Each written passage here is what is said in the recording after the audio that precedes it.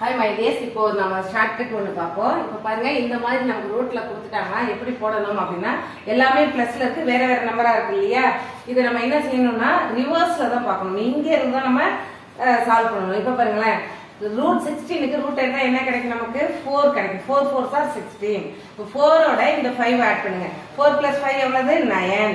9க்கு root எடுத்தோம்னா என்ன கிடைக்கும்? 3. அந்த 3 கூட இந்த 22 ஆட் பண்ணுங்க.